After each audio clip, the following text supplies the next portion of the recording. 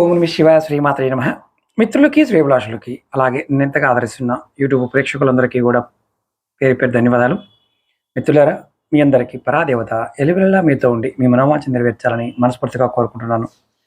మీ అందరికీ అడ్వాన్స్గా తెలుగు సంవత్సరాది శుభాకాంక్షలు. ఈ వీడియో మనం ఈ ఉగాది నుండి చైత్ర నవరాత్రులు మొదలవుతాయి. ముఖ్యంగా ఈ సమయం 13వ తారీఖు నుండి, అంటే ఈ వీడియో చేస్తున్న సమయం నుండి రాబోయే 23వ తారీఖు వరకు ప్రపంచవ్యాప్తంగా భయంకరమైన ఇబ్బందులని కలిగి ఉన్న సమయం. ఈ ఉగాది మనకి అందరికీ కూడా, అంటే ఏ ఒక్కరికి కూడా అద్భుతంగా ఉంటుంది అని చెప్పడానికి లేదు. కారణం, ప్రపంచవ్యాప్తంగా అతి పెద్ద భయంకరమైన ప్రమాదాన్ని ప్రపంచం చూడబోతుంది. అంటే జరుగుతున్న యుద్ధము ఏదైతే అమెరికా, ఇజ్రాయెల్, ఇరాన్, ఈ యుద్ధము ఒక కొత్త మలుపుని తీసుకుంటుంది. ఇరాన్ మీద రాబోయే రోజుల్లో అమెరికా, ఇజ్రాయెల్ అణుబాంబు ప్రయోగం లాంటిది చేసినా ఆశ్చర్యపోవసం లేదు జ్యోతిష్య ప్రకారం. కారణం ఏంటంటే, ఇప్పుడు ఉన్న గ్రహాల యొక్క స్థితి అది ప్రపంచానికి సంబంధించినంత వరకు యుద్ధాలకి చిహ్నంగా ఉంది. దాని ప్రభావం జాతకులందరికీ కూడా 2026 సంవత్సరం, 2027 సంవత్సరం, ముఖ్యంగా ఇరాన్ అలాగే మిడిల్ ఈస్ట్ దేశాలు, ముస్లిం కంట్రీస్ మీద విపరీతమైన ప్రభావాన్ని చూపిస్తాయి. అంటే మిగతా దేశాల మీద కూడా ఆర్థికమైన ప్రభావం ఉంటుంది, కానీ అక్కడ ఉన్న జనాల మీద ముస్లిం కంట్రీస్లో విపరీతమైన జన నష్టాన్ని చూపిస్తుంది. ఇది ఎప్పుడు దాకా జరుగుతుంది? సెప్టెంబర్, అక్టోబర్ వరకు కూడా దీని ప్రభావం అనేది ఎక్కువగా ఉండడానికి అవకాశం ఉంది జ్యోతిష్య ప్రకారం. అయితే ఈ నవరాత్రులు మనం జాగ్రత్తగా చేసుకున్నట్లయితే మన దేశంలో రాబోయే కష్టాలు, ఇబ్బందులు, వీటన్నిటి నుండి కూడా మనం బయటపడవచ్చు. మనకి చైత్ర శుద్ధ పాడ్యమి రోజు ఉగాది, అంటే తెలుగు రాష్ట్రాల్లో మనకి పండగ మొదలవుతుంది. అదే రోజు చైత్ర నవరాత్రులు కూడా ప్రారంభమవుతాయి. ఇక్కడ శీతాకాలం ముగిసి ఎండాకాలం మొదలయ్యే సంధి సమయం ఈ నవరాత్రులు వస్తాయి. ప్రకృతిలో వచ్చే మార్పులకి అనుగుణంగా మన శరీరాన్ని, మన మనసుని శుద్ధి చేసుకోవడానికి ఈ సమయం చాలా అనుకూలమైంది. అమ్మవారిని నవదుర్గలు అంటాం. అంటే నవరాత్రులు ఎలాగైతే పూజ చేస్తామో, మొట్టమొదటి నవరాత్రులు ఈ 9 రోజులు కూడా అమ్మవారిని ఒక్కొక్క రూపంలో పూజిస్తారు. మొదటి రూపం శైలపుత్రి, రెండవ రూపం బ్రహ్మచారిణి, మూడవ రూపం చంద్రగట్ట, నాలుగవ రూపం కూష్మాండ, ఐదవ రూపం స్కందమాత, 6 కాత్యాయని, 7 కాలరాత్రి, 8 మహాగౌరి, 9 సిద్ధిరాత్రి. ఇప్పుడు ఈ నవరాత్రులు పూర్తయ్యే సమయంలో చైత్ర నవరాత్రులు ముగింపు చాలా విశేషమైనది. ఎందుకంటే 9వ రోజైన చైత్ర శుద్ధ నవమి నాడు శ్రీరాముడు జన్మించాడు కాబట్టి, అందుకే ఆ రోజున దేశవ్యాప్తంగా శ్రీరామనవమి కూడా అత్యంత వైభవంగా జరుపుకుంటారు. మనకి ఇప్పుడు ఈ సమయంలో ఏం చేయాలి, ఏ రకంగా తాంత్రిక వస్తువులను ఉపయోగించుకోవాలి, ఏ విధంగా చేస్తే అద్భుతమైన ఫలితాలు కలుగుతాయో ఈ పూర్తి వీడియోలో చెప్తాను. ఎందుకంటే మిత్రులారా, ఈ సమయం మనందరికీ పరీక్ష కాలం. ప్రపంచవ్యాప్తంగా ఉన్న అందరికీ కూడా పరీక్ష కాలం. కానీ మన అదృష్టం ఏంటంటే, ప్రాకృతికమైన సిద్ధులు, యోగులు, ఋషులు, సాధకులు మన దేశంలో ఎంతోమంది ఉన్నారు.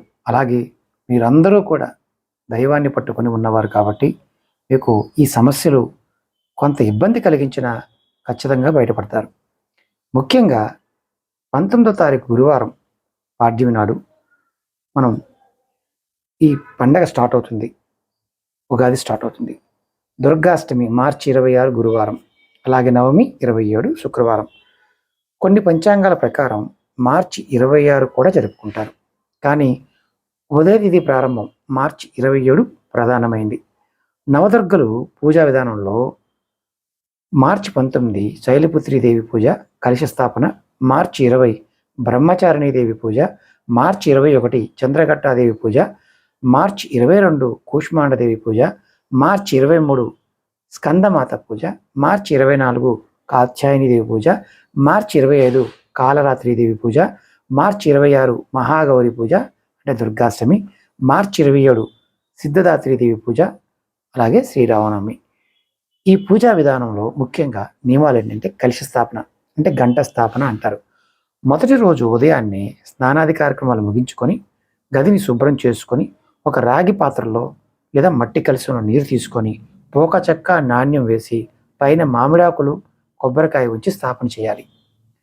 శుభ సమయం అంటే మార్చి 19 ఉదయం 6:24 నుండి 7:53 వరకు చేసుకోవచ్చు. ఇది మనం హైదరాబాద్ సమయానికి చెప్తున్నాను నేను.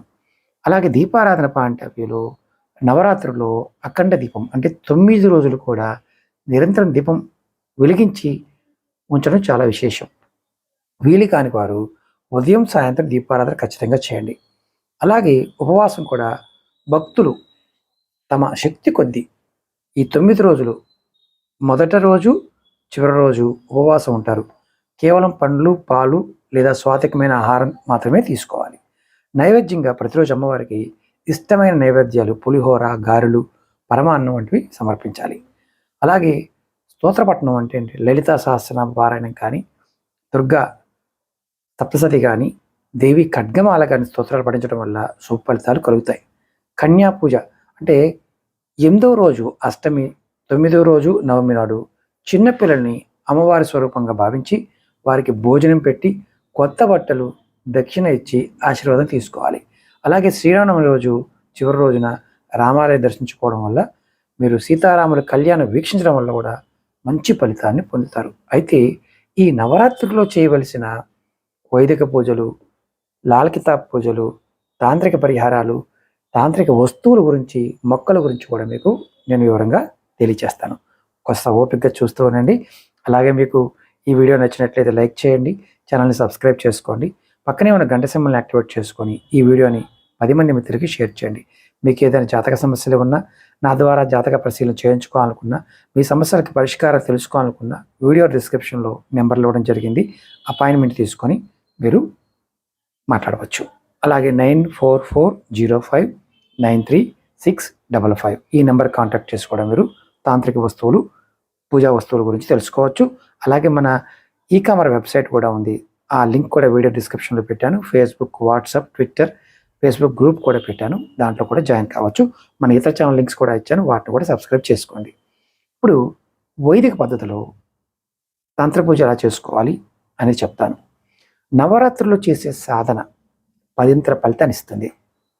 వైదిక పూజ అమ్మవారి దుర్గాదేవి సప్తసతి కానీ, లలిత సహస్రనామం కానీ, అర్చన కానీ, శ్రీ సూక్తం పఠించడం వల్ల మీకు ఐశ్వర్యం సిద్ధిస్తుంది. ఎవరికైనా సరే ఐశ్వర్యం కావాలనుకున్నప్పుడు ఈ చైత్ర నవరాత్రుల్లో ఈ విధంగా చేయాలి. అలాగే ఇది వైదిక విధానం.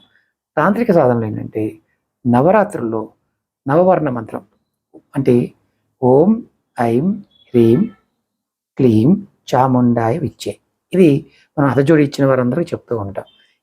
ఈ మంత్రాన్ని చేయొచ్చు. ఈ జపం చేయడం వల్ల అత్యంత శక్తివంతమైన మంత్రం కాబట్టి జాతకంలో గ్రహదోషాలు బాధపడుతున్న వారికి ఈ గ్రహదోషాలు వచ్చే ఇబ్బందులు తొలగి రక్షణ కవచంలో పనిచేస్తుంది. ఇప్పుడు తాంత్రిక వస్తువులు ఫలితాల గురించి తెలుసుకుందాం. అంటే నవరాత్రుల్లో కొన్ని ప్రత్యేకమైన వస్తువుల్ని పూజా గదిలో ఉంచి పూజించడం వల్ల విశేషమైన ఫలితం ఉంటుంది. అందులో మొట్టమొదటి హతాజోడి. మన వీడియోలో చాలాసార్లు చెప్తూ ఉంటాను, ఇది అరుదైన వనమూలిక. నేను ఈ వీడియో లింక్స్ కూడా మీకు వీడియో డిస్క్రిప్షన్లో పెడతాను చాలామందికి. అలాగే వీడియో అయిపోయిన తర్వాత స్క్రీన్ మీద కూడా మీకు హతాజోడి వీడియోలు వస్తాయి, చూస్తే మీకు అర్థమవుతుంది. ఇది అరుదైన వనమూలిక. దీన్ని పూజించడం వల్ల మీకు కోర్టు కేసులు, శత్రుభయాలు, వ్యాపారాభివృద్ధి, సంతానాభివృద్ధి, వ్యాపారంలో విజయం, భార్యాభర్తల మధ్య ప్రేమానురాగాలు పెరగటం, అలాగే ఆరోగ్యం మెరుగుపడటం, పాపగ్రహాల యొక్క ప్రభావం తగ్గటం, మీ మనసులో ఉన్న కోరికలు నెరవేరటం, భార్యాభర్తల అన్యోన్యత అన్నీ కూడా చక్కగా కలిసి వస్తాయి. అలాగే ఇంకొకటి ఏకాక్షి నారియల్ అంటే ఒక కన్ను కొబ్బరికాయ అంటారు. ఈ కొబ్బరికాయని లక్ష్మీ కటాక్షం కోసం దీన్ని ఎర్రటి గుడ్డలో చుట్టి మీ లాకర్లో ఉంచితే ధన ప్రవాహం పెరుగుతుంది. అంతకుముందు చేసాం గురువు గారు, మా దగ్గర ఉందంటే మళ్ళీ గుడ్డ మార్చండి, ఖచ్చితంగా మంచి ఫలితం ఉంటుంది. అలాగే మూడవది దక్షిణావర్తం శంకు. దీనిలో అమ్మవారు అంటే దీనిలో నీరు పోసి అమ్మవారికి విగ్రహాలున్నా శ్రీచక్రం ఉన్నా మీరు అభిషేకం చేస్తే ఇంట్లో ఉన్న నెగిటివ్ ఎనర్జీ మొత్తం పోయి శాంతి లభిస్తుంది.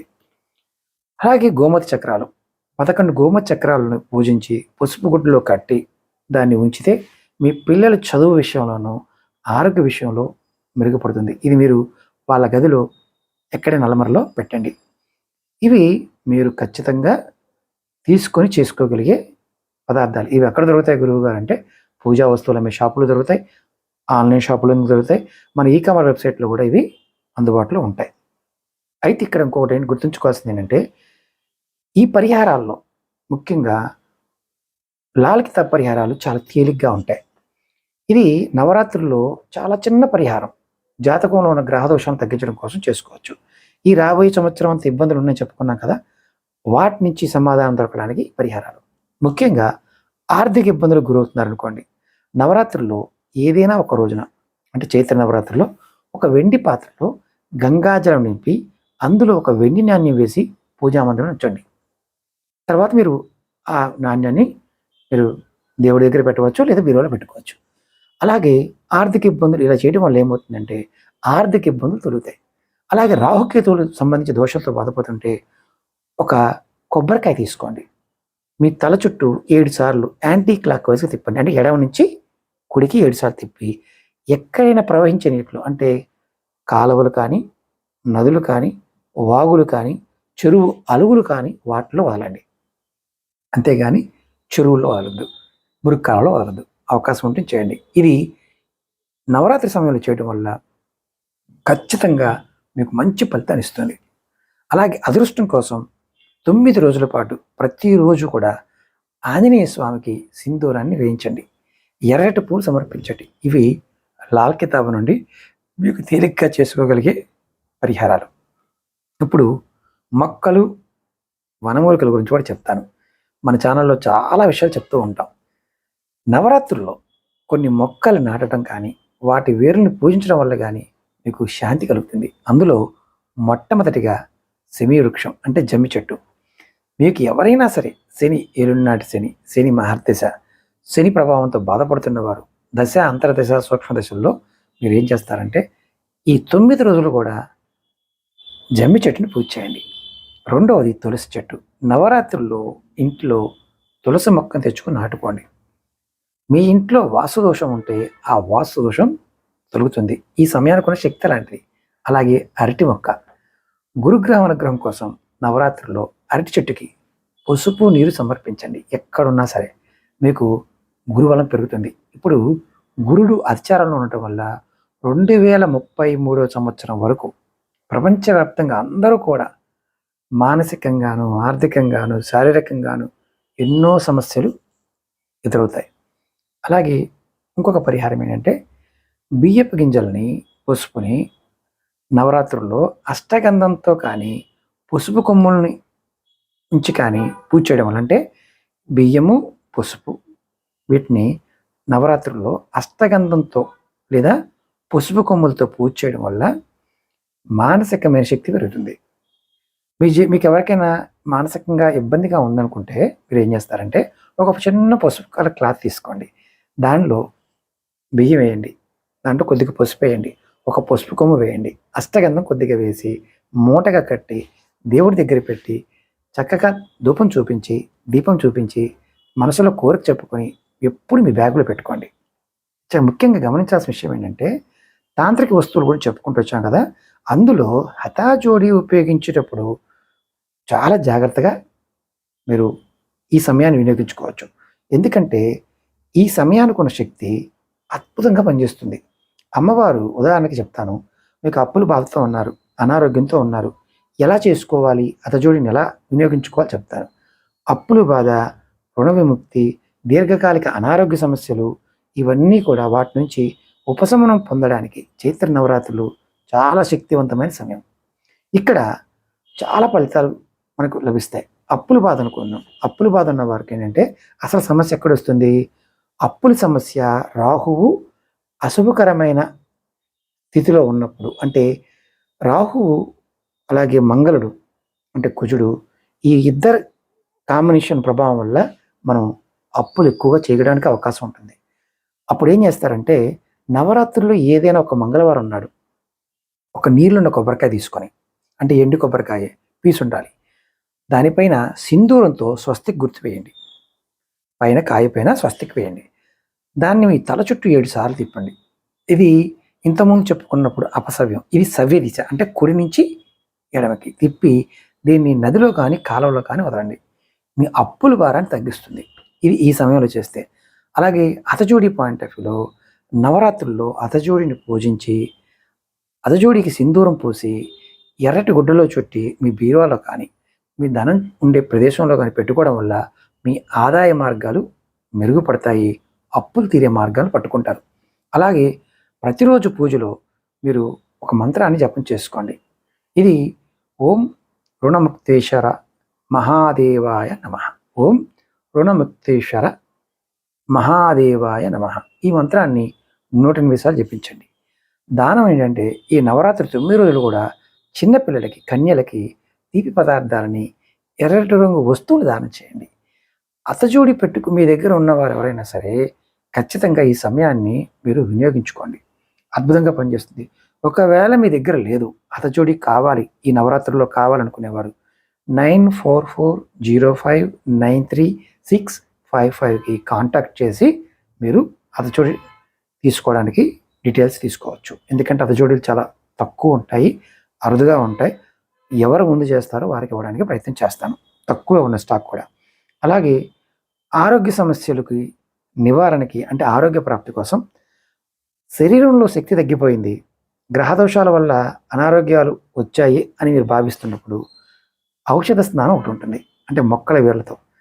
చైత్ర నవరాత్రుల సమయంలో ఉసిరి అలాగే తులసి వీటిని నీళ్ళలో వేసి స్నానం చేయడం వల్ల చర్మ వ్యాధులు, నెగిటివ్ ఎనర్జీ తగ్గిపోతుంది.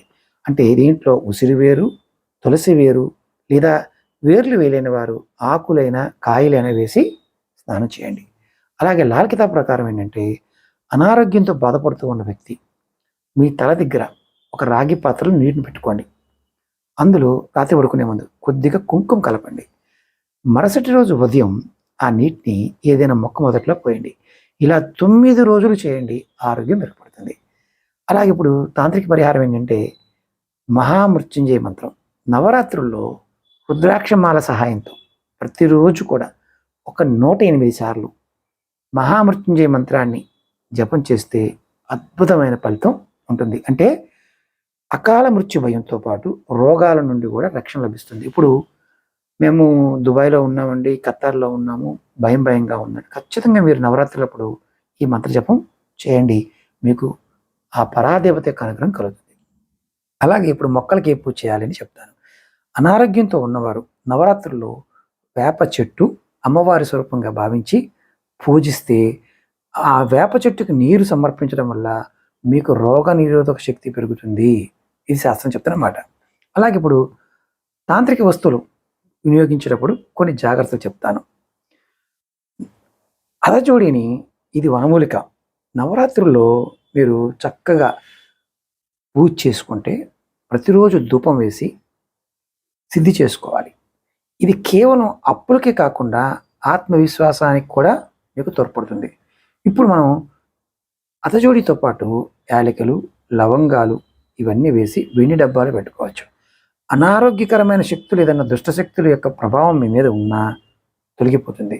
ఎందుకంటే ఈ సమయం చాలా మంచిది. అయితే మీకు ఒక ముఖ్యమైన సూచన ఏంటంటే ఈ పరిహారాలు చేస్తున్నప్పుడు ఈ నవరాత్రులు మాంసము, మద్యము, అబద్ధాలకు దూరంగా ఉండాలి.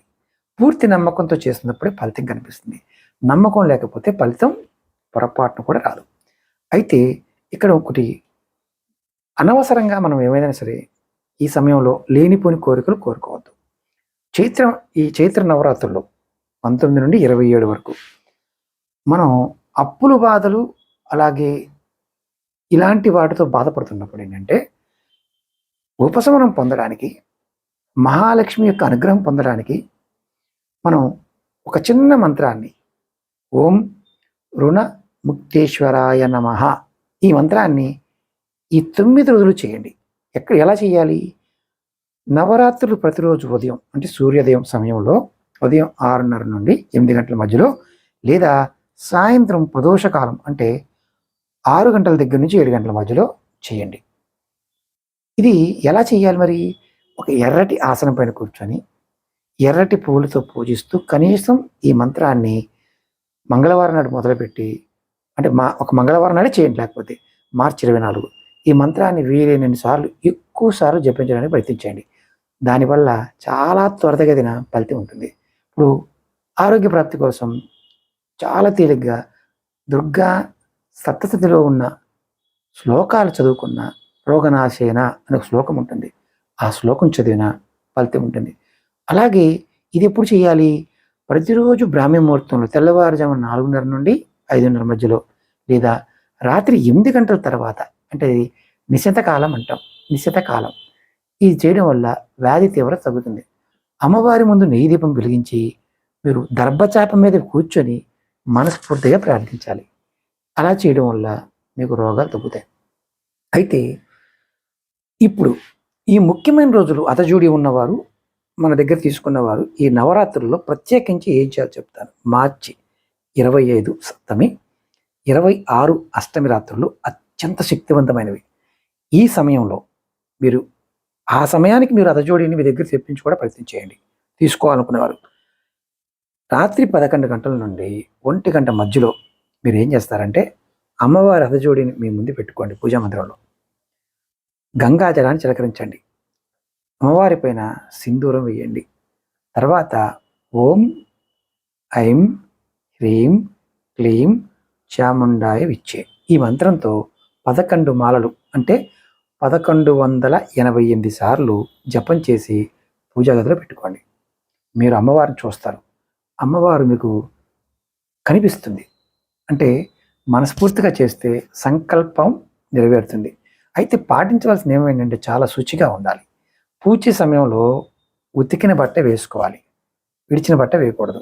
అలాగే దీపం వీలైతే ఈ 9 రోజులు కూడా నిరంతరం దీపం వెలిగించడం ప్రయత్నించేయండి. అఖండ దీపం పెట్టడానికి ట్రై చేయండి. ఇంట్లో ఉన్న ప్రతికూల శక్తిని మార్చేస్తుంది. అలాగే ఇక్కడ దిశ ఏంటంటే, పూజ చేసేటప్పుడు మీ ముఖం తూర్పు కానీ ఉత్తర దిశ మాత్రమే ఉండాలి. మీ దగ్గర ఆల్రెడీ అతజోడి ఉన్నవారు ఈ సమయాన్ని వినియోగించుకోండి. ఈ నవరాత్రులు మీకు అద్భుతమైన ఫలితాలు ఇస్తాయి. లేనివారు, కావాల్సిన వారు కాంటాక్ట్ చేయండి. నేను ముందు ముందు ఎవరైతే వస్తారో వారికి ముందుగా ఇవ్వడానికి ప్రయత్నం చేస్తాను. ఉన్నంత వరకే ఇస్తాను. ఎందుకంటే ఇవి చాలా తక్కువగా అందుబాటులో ఉన్నాయి. అలాగే ఇంకొక ముఖ్యమైన విషయం ఏంటంటే, మీరు ఎవరైనా సరే తంత్రశాస్త్ర ప్రకారం తాంత్రిక వస్తువుల్ని మన దగ్గర ఉంచుకున్నప్పుడు, అభిషేకించినప్పుడు, ప్రతిష్ఠ చేసినప్పుడు అద్భుతమైన ఫలితాలను ఇస్తుంది. మనం హతజోడిని ఈ రెండింటికైనా గురువు గారు మీరు అడగచ్చు. హతజోడి విశిష్టత ఉపయోగాలు చెప్తాను. ఆర్థిక లాభం, ఇది లక్ష్మీదేవి స్వరూపంగా భావిస్తాం. దీనిని ఇంట్లో ఉంచుకోవడం వల్ల అప్పులు బాధలు తొలగి ధన ప్రవాహం పెరుగుతుంది. అలాగే వ్యాపారం చేసేవారికి వ్యాపారం వృద్ధి చెందుతుంది. వ్యాపార స్థలంలో కానీ క్యాష్ బాక్స్లో కానీ ఉంచితే నష్టాలు తొలగి లాభాలు వస్తాయి. అలాగే వశీకరణ రక్షణకు ఎలా పనిచేస్తుందో కూడా చెప్తాను. శత్రువుల నుండి రక్షణ కల్పిస్తుంది. కోర్టు కేసులు, వివాదాలు వీటిలో విజయం సాధించడానికి చాలా తోడ్పడుతుంది. ముఖ్యంగా నెగిటివ్ ఎనర్జీ, ఇంట్లో ఉన్న దుష్టశక్తులు, దిష్టి దోషాలని సంహరిస్తుంది. అయితే ఈ నవరాత్రుల్లో మనం నమ్మి విశ్వాసంగా చేసుకోవాలి. కొంతమంది ఏంటంటే ఈ రోజుల్లో అంటే తీసుకుంటారు, పక్కన పెట్టేస్తారు. కానీ ఇలాంటి సమయాల్లో మీరు కాస్త పూజ చేసుకుంటే సప్తమి, అష్టమి రోజులైనా సరే, నవమి రోజులైనా సరే చాలా అద్భుతంగా పనిచేస్తుంది. ముందుగా మీ దగ్గర ఉన్న అదజోడిని తీసుకొని కాస్త గంగాజలం చిలకరించి పంచామృతం తయారు చేసుకొని చిలకరించి మీరు దాన్ని ఒక శుభ్రమైన బట్టలో, మళ్ళీ కొత్త బట్టలో మార్చుకోండి. పట్టు వస్త్రంలో కానీ ఎర్రటి వస్త్రంలో మార్చుకోండి. అలాగే మీరు కుంకుమలో లేకుండా ఉంటే అది నూనెలోనే ఉందనుకోండి, మీ దగ్గర ఒక గాజు పాత్రలో ఉంచి అది మునిగే వరకు ఆవ నూనె పోసి దాంట్లో ఉంచాలి. ఇలా ఎన్ని రోజులైనా ఉంచుకోవచ్చు. మీరు పూజ చేసుకోవడం, తర్వాత మళ్ళీ నూనెలో పెట్టుకోవడం కూడా చేయొచ్చు. అయితే సింధూరాన్ని వేస్తారు కదా, నూనెలోంచి తీసిన తర్వాత మీరు సింధూరాన్ని పూర్తిగా హతజోడికి వెయ్యాలి. అలాగే సింధూరంతో పాటు మీరు నైవేద్యంగా యాలకులు, లవంగలు, జాజికాయ, జాపత్రి ఇలాంటివన్నీ సమర్పించాలి. మంత్రజపం మాత్రం కూర్చొని, ఆ పెట్టుకుని ముందు కూర్చొని ఓం ఐం హ్రీం క్లీం చాముండాయ విచ్చే లేదా ఓం మహాలక్ష్మియే నమః అనే మంత్రాన్ని 100 నిమిషాలు జపించి చూడండి. అలాగే తర్వాత పూజ అయిపోయిన తర్వాత దీనిని ఎర్రటి వస్త్రంలో కట్టి అందులో లవంగలు, యాలకులు, పచ్చకర్పూరము, జాజికాయ, జాపత్రి ఇవన్నీ వేసి సింధూరాన్ని వేసి మూటగా కట్టి మీ పూజా మందిరంలో భద్రపరచుకోండి, లేదంటే మీ బీరువాలో దాచుకోండి. ఎందుకంటే అరుదైన వస్తువు, పవిత్రమైన వస్తువు. ఇప్పుడు ఎప్పుడు తాకూడదో చెప్తాను.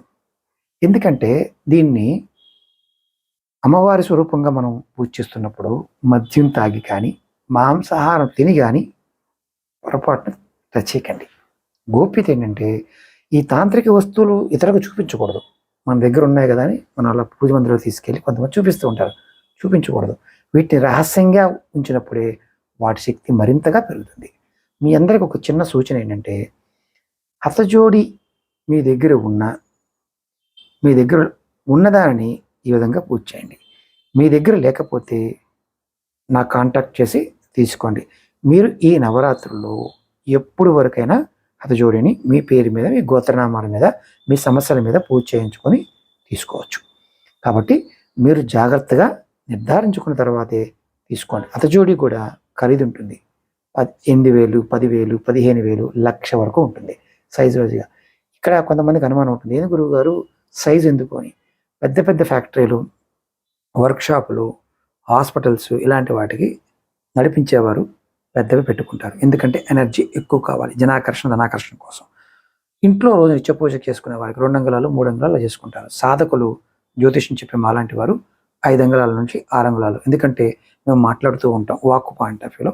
వాక్ సిద్ధి కలగడానికి కూడా అమ్మవారు మనకి అవకాశం ఇస్తుంది. అలాగే ఇంట్లో ఎప్పుడు పెట్టుకోవాలి, మరి ఇక్కడ అనుమానం ఉంటుంది. మీరు చెప్పారు పూజ చేయమన్నారు, బాగానే ఉంది గురువుగారు, మరి నేను ఎప్పుడు పెట్టుకుంటే బాగుంటుంది అనే ఒక అనుమానం ఉంది కొత్తగా తీసుకునేవారు. మార్చి 19 గురువారం నవరాత్రి మొదటి రోజు నుంచి ఈ నవరాత్రి పూర్తయ్యే వరకు కూడా మీరు హతజోడిని తీసుకోవచ్చు. అందులో ఇంట్లో అయితే మీరు పూజ చేసుకునే సమయం 6:24 నుండి 7:53 మధ్యలో హతజోడి స్థాపన చేసి అత్యంత అద్భుతమైన ఫలితాన్ని పొందుతారు. ఎందుకంటే ముహూర్తం మీరు ఎప్పుడూ కూడా ఆ సమయాన్ని వినియోగించుకుంటే శక్తి ఉంటుంది. అయితే స్థాపన చేసేటప్పుడు ముఖ్యమైన విషయం ఏంటంటే, అక్కడ పూజ చేసే స్థలం శుభ్రంగా చేసుకోవాలి. ముందే మందిరంలో ఈశాన్య మూల తూర్పు దిశలో స్థాపించండి. ముందుగా మీరు గంగాజలం, పంచామృతాన్ని రెడీ చేసుకోండి. ఆ పైన సింధూరాన్ని కూడా రెడీ చేసుకోండి. చిలకరించి శుద్ధి చేసుకొని మీరు స్థాపన చేయండి. సంకల్పం ఏంటంటే, మీరు స్థాపన చేసే సమయంలో మీ అప్పుల బాధలు, మీ సమస్యలు, మీ అనారోగ్య సమస్యలు ఇవన్నీ తీరిపోవాలి, ఆరోగ్యం సిద్ధించాలి, మనస్ఫూర్తిగా సంకల్పం చెప్పుకోండి. ఈ సమయంలో అమ్మవారి స్థాపించడం వల్ల అమ్మవారి యొక్క అనుగ్రహంతో పాటు మీకు అద్భుతమైన ఫలితం కలుగుతుంది. ఈ రాబోయే రోజుల్లో వచ్చే ఇబ్బందులన్నీ కూడా ఈ సంవత్సరం మొత్తం ఇలాగే ఉంటుంది. ఆ ఇబ్బందుల నుంచి బయటపడటానికి అమ్మవారు మీకు ఒక రక్షణ కవచంలో పనిచేస్తుంది. ఎందుకంటే చాలామందికి అనుమానాలు ఉంటాయి. గురువుగారు మీరు చెప్తున్నారు బాగానే ఉంది, మా దగ్గర అంత డబ్బులు లేవు, మరి మేమేం చేసుకోవచ్చు? ముందు వీడియోలో చిన్న చిన్న ఉపాయాలు చెప్పాను కదా, అవి చేసుకోండి. ఇవి తేలికైన పరిహారాలు, తేలికైనవి. ఇలాంటివి కొన్ని వేల పరిహారాలు చెప్పాను. ఇంకా కొన్ని లక్షల పరిహారాలు తంత్రశాస్త్రంలో ఉన్నాయి. వాటిల్లో ఉన్నవి అమ్మవారు నా ద్వారా పలికించేవి మీకు తెలియజేయడానికి ప్రయత్నం చేస్తాను. అలాగే మీకు ఈ వీడియో నచ్చినట్లయితే లైక్ చేయండి, ఛానల్ సబ్స్క్రైబ్ చేసుకోండి, పక్కనే ఉన్న గంట సింబల్ని యాక్టివేట్ చేసుకొని 10 మంది మిత్రులకి ఈ వీడియోని షేర్ చేయండి. ఓం నమః శివాయ, శ్రీమాత్రే నమః.